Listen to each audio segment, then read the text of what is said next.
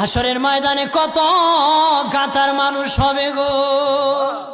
নবী বলেন আয়েশা, হাসরের ময়দানে মানুষ 120 কাতার মানুষ হবে। কয় কাতার? আয়েশা রে, হাসরের ময়দানে 120 কাতার মানুষ হবে।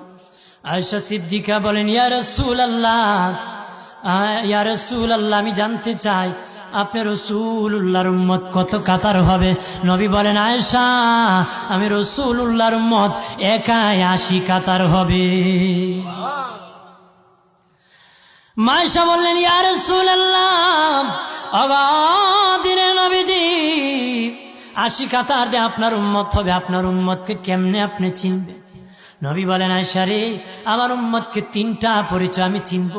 1 নম্বর পরিচয়, আমার উম্মতের কপাল থেকে নূর চমকাবে, নূর চমকাবে।